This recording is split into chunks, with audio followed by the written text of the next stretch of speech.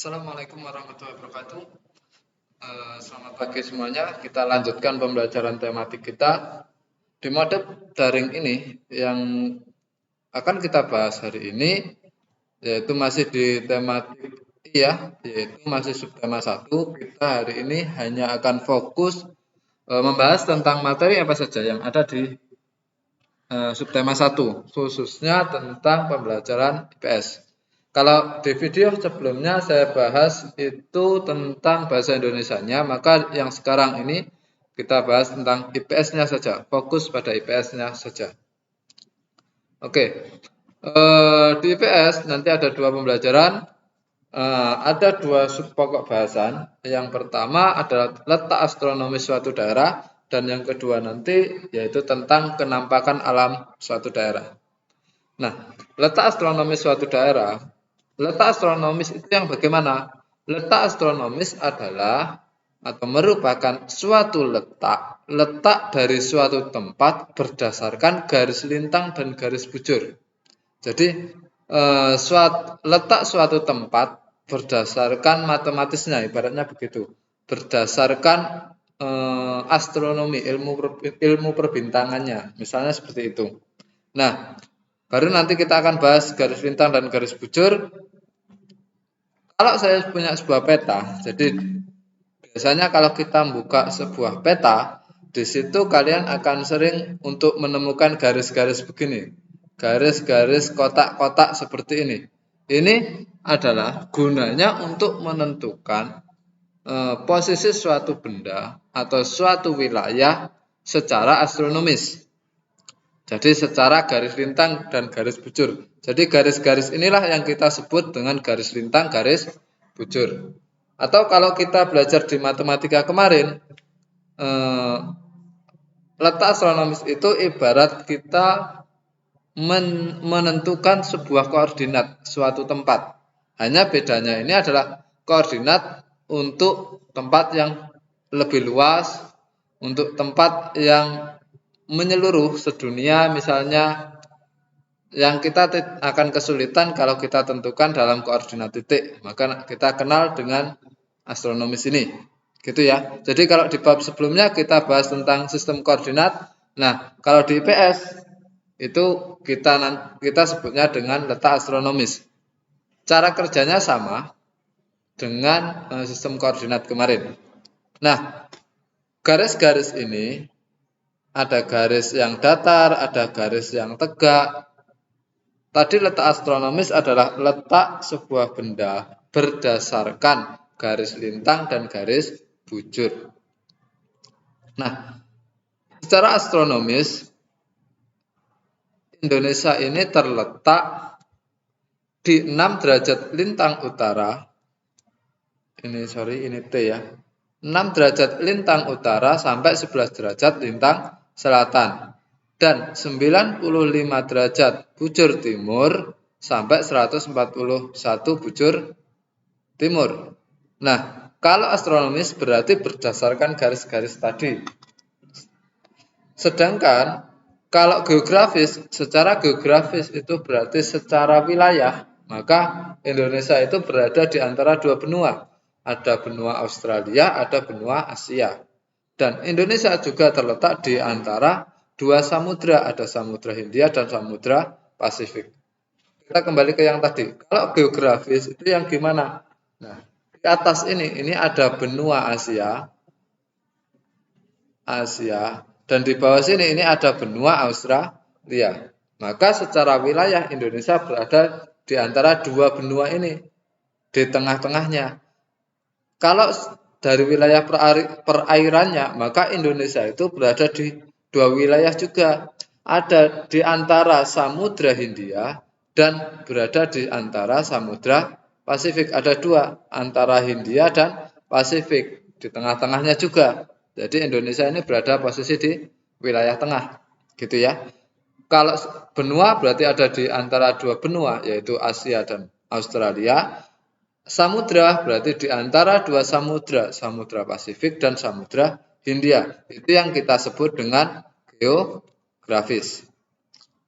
Kemudian kalau astronomis tadi, Indonesia terletak di 6 derajat lintang utara sampai 11 derajat lintang selatan. Nah, lintang utara dan lintang selatan itu apa? Kita bahas dulu. Nah, lintang utara atau lintang selatan, lintang itu adalah garis khayal yang membentang secara horizontal atau memanjang ke samping. Jadi ibarat kalau ini adalah bumi, maka yang datar ini, yang mendatar, ini namanya lintang. Jadi garis-garis yang mendatar, ini yang kita sebut dengan garis lintang. Nah, ini yang kita sebut dengan garis lintang. Sementara bujur adalah garis khayal yang membentang secara vertikal atau lurus dari atas ke bawah. Jadi yang membentang dari atas ke bawah ini yang kita sebut dengan bujur. Gitu ya. Nah, garis ini yang kita sebut dengan bujur. Kalau berdasarkan arah mata angin, maka atas ini ada utara, bawah ini ada selatan. Kemudian sebelah sini adalah timur.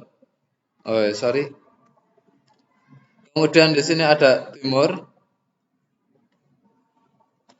Kemudian area sini ada barat. Maka garis lintang yang datar tadi, yang mendekat arah utara, nanti disebut dengan lintang utara. Jadi garis lintang yang mendekati utara disebut lintang utara. Garis lintang ini yang mendekati selatan disebut dengan lintang selatan. Sementara garis lintang yang pas di tengah-tengah, di 0 derajat ini disebut nanti adalah garis khatulistiwa. Jadi garis khatulistiwa adalah garis lintang yang pas di tengah-tengah persis. Itu disebut garis khatulistiwa. Sama garis bujur juga begitu. Garis bujur nanti yang mendekati ke arah timur itu disebut dengan bujur timur. Kalau garis bujur yang mendekat ke arah barat maka disebut dengan bujur barat. Sehingga kalau saya kembalikan ke peta tadi, nah, ke peta tadi mana garis lintang dan mana garis bujur? Garis lintang adalah yang tegak, berarti ini adalah garis lintang. Garis lintang. Kemudian yang ini adalah garis bujur. Gitu ya. Nah, di sini sudah ada keterangannya bujur barat, bujur timur. Gitu. Lintang juga gitu, sudah ada keterangannya lintang utara, lintang selatannya tidak ada di sini karena masih ke atas lagi, ke bawah lagi ya. Nah, itu bedanya garis lintang dan garis bujur. Nah, ini ada keterangannya. Garis lintang disebut lintang utara ini, yaitu suatu garis yang berada di atasnya garis khatulistiwa kita sebut dengan lintang utara karena khatulistiwa tadi pas di 0 derajat, pas di tengah-tengahnya. Sementara garis lintang yang berada di bawahnya garis khatulistiwa disebut dengan lintang selatan. Nah, secara geografis tadi sudah saya bahas.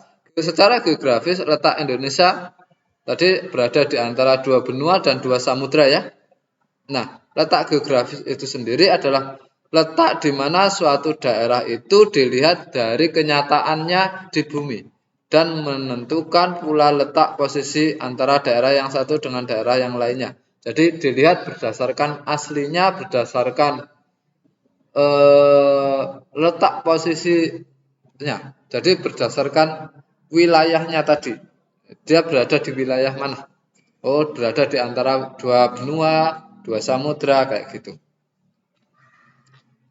Nah, letak geografis Indonesia itu juga menyebabkan Indonesia memiliki 2 musim. Indonesia yang berada di antara 2 samudra tadi dan secara astronomis tadi yang berada di area garis khatulistiwa juga, maka Indonesia hanya punya 2 musim, yaitu musim panas dan musim hujan.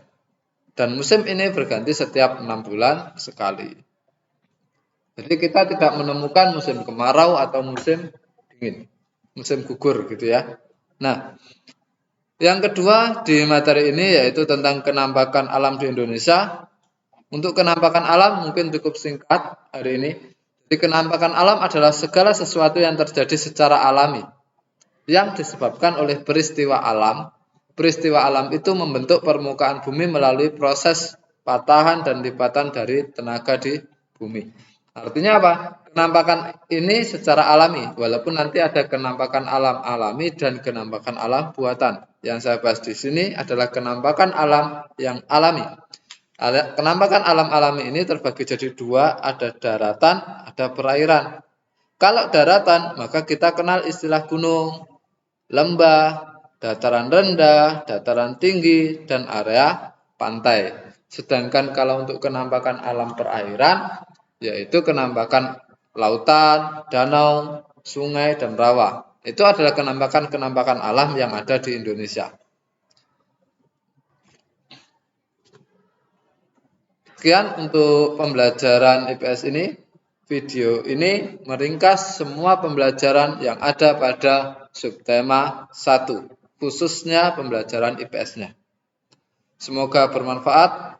Saya akhiri. Wassalamualaikum warahmatullahi wabarakatuh.